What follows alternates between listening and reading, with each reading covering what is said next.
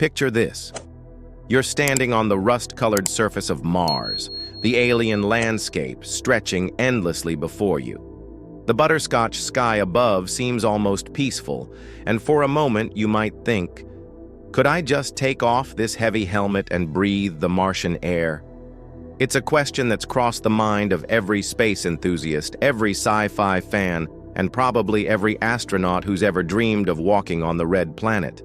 With all the talk about Mars colonization, SpaceX missions, and humanity's future as a multi-planetary species, understanding what would actually happen if you tried to breathe on Mars isn't just fascinating. It's essential knowledge for our cosmic future. Today, we're going to explore the terrifying and incredible reality of Mars' atmosphere. What would happen to your body in those crucial first moments without a spacesuit? And surprisingly, whether there might be any way at all, that a human could survive breathing on Mars. The answers might shock you. Mars' atmosphere, the deadly composition.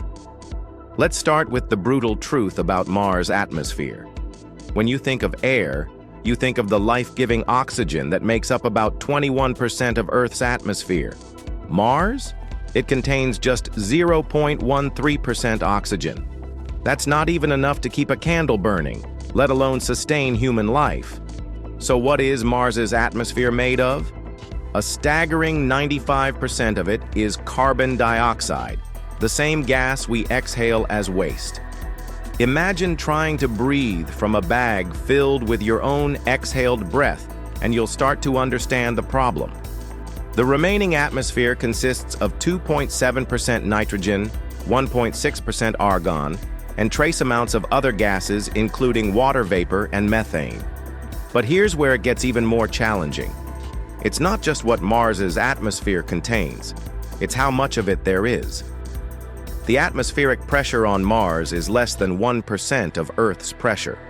To put this in perspective, the air pressure on Mars is equivalent to being 22 miles above Earth's surface.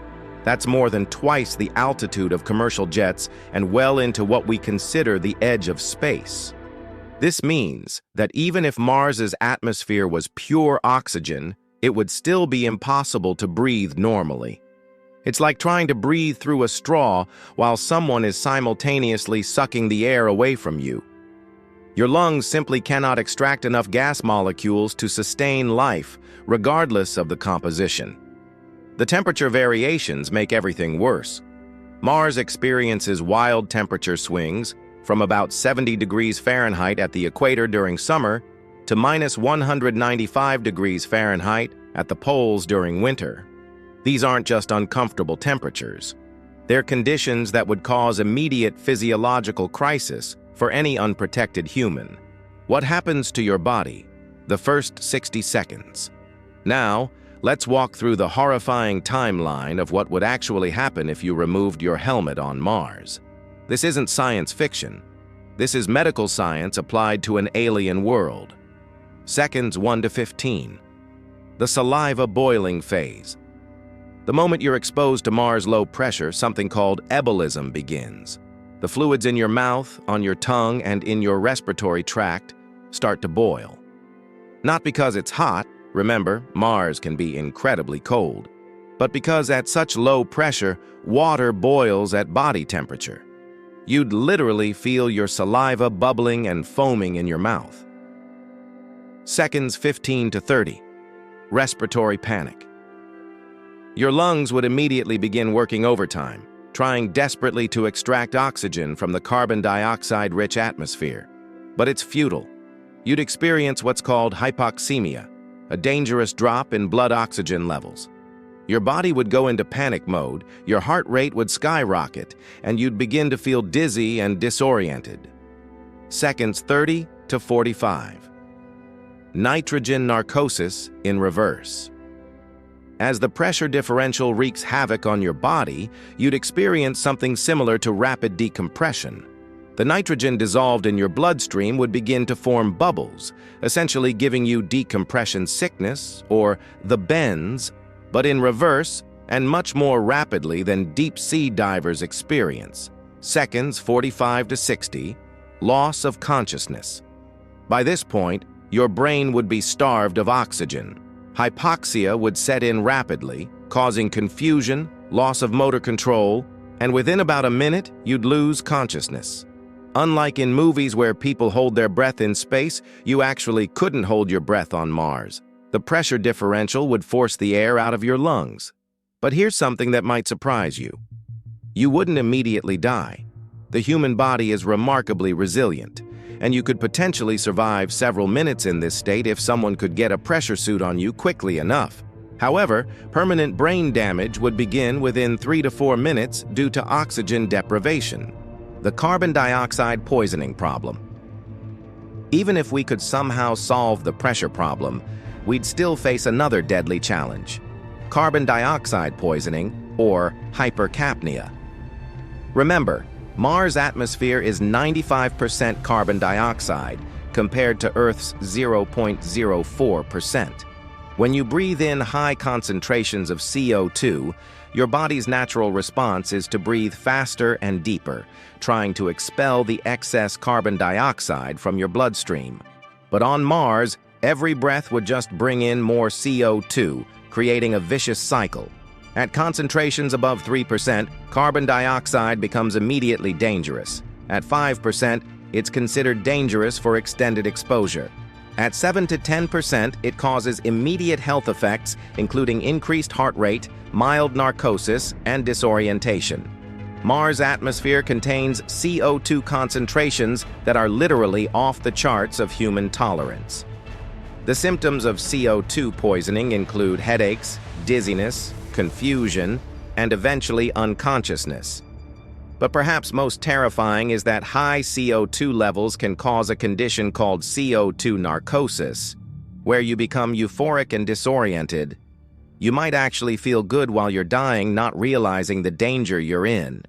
Your body's pH balance would also shift dramatically.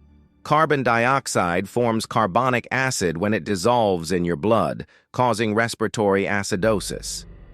This disrupts cellular function throughout your body and can lead to organ failure, even if oxygen levels were somehow maintained.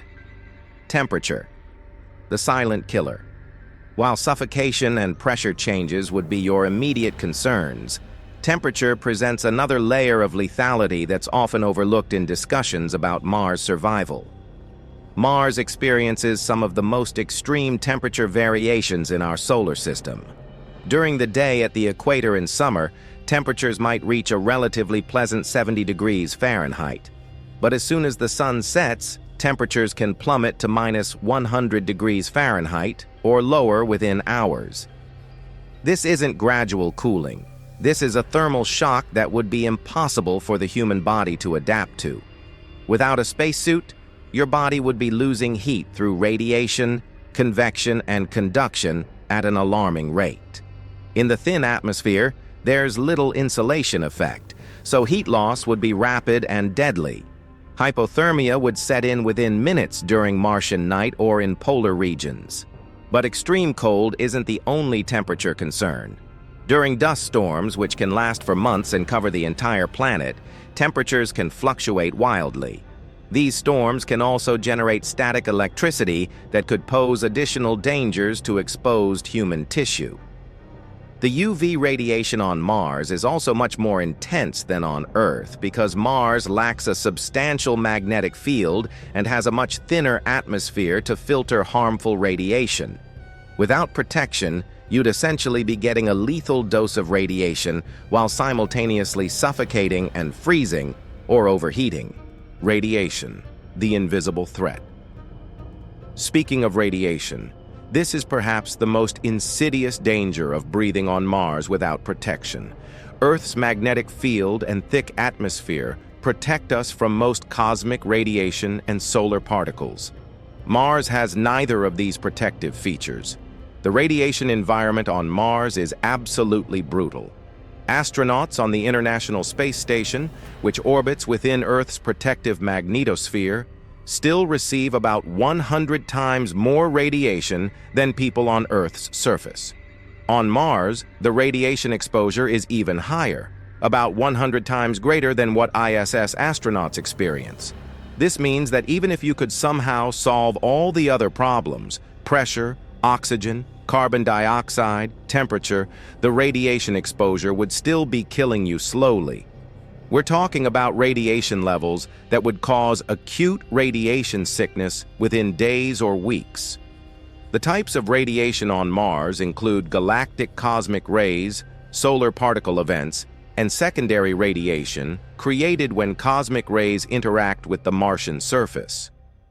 These high-energy particles can damage DNA, cause cancer, and disrupt cellular function throughout your body.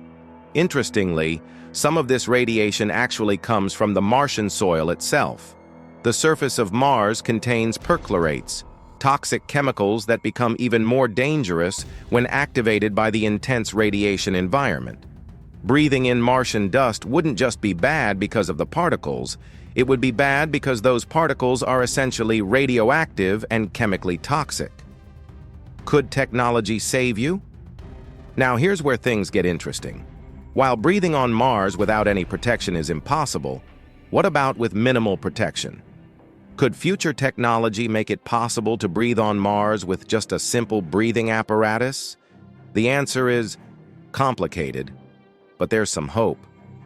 Several technologies are being developed that could potentially make Mars more breathable, though we're still talking about significant life support systems, not just taking a breath of fresh air. MOXIE technology. NASA's Perseverance rover carries an experiment called MOXIE, the Mars Oxygen In Situ Resource Utilization Experiment. This device actually converts Martian CO2 into oxygen, proving that it's possible to extract breathable oxygen from the Martian atmosphere. Scaling this up could potentially create oxygen-rich environments in enclosed spaces or even localized atmospheric modifications. Pressure suits versus full spacesuits. Future Mars explorers might not need full spacesuits but could potentially use pressure suits, lighter, more flexible garments that maintain proper pressure around the body while allowing for more natural movement. These would still require breathing apparatus, but would be far less cumbersome than current spacesuits. Terraforming possibilities.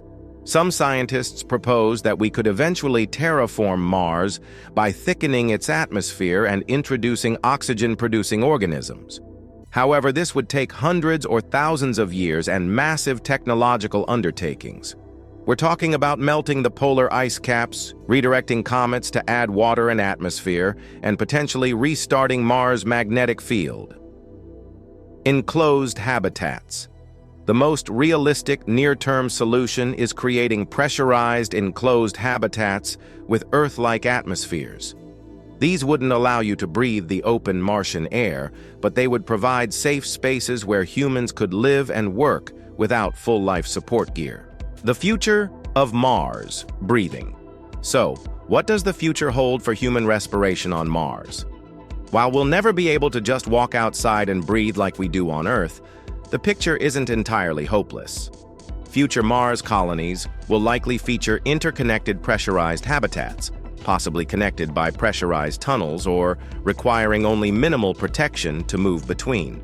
We might see the development of portable atmospheric processors that can create breathable pockets of air for short-term exploration. There's also fascinating research into genetic modifications that could help humans adapt to low-oxygen, high CO2 environments. While this sounds like science fiction, scientists are studying organisms like tardigrades and certain bacteria that can survive in extreme conditions, looking for biological solutions to atmospheric challenges. The most realistic scenario for the next 50 to 100 years is that Mars explorers and colonists will live in carefully controlled atmospheric bubbles, cities under domes or underground complexes with Earth-like air. Venturing outside would still require life support, but it might be as simple as a lightweight breathing apparatus and pressure suit rather than a full spacesuit. Conclusion. The dream of breathing freely on Mars remains just that, a dream, at least for the foreseeable future and possibly forever. The reality is that Mars's atmosphere is fundamentally hostile to human life in ways that go far beyond just lacking oxygen. But here's the remarkable thing. Despite all these challenges, humans are still planning to go to Mars. We're developing the technology, training the astronauts, and building the spacecraft that will take us there. Because the human spirit of exploration is stronger than even the most hostile alien atmosphere. The question isn't really whether we can breathe on Mars. It's whether we can adapt, innovate, and engineer our way to making Mars livable. And if history has taught us anything, it's that humans are remarkably good at surviving in places where we have no business being. What other impossible space survival scenarios would you like us to explore? Let me know in the comments, and don't forget to subscribe for more mind-bending journeys to the edge of human possibility.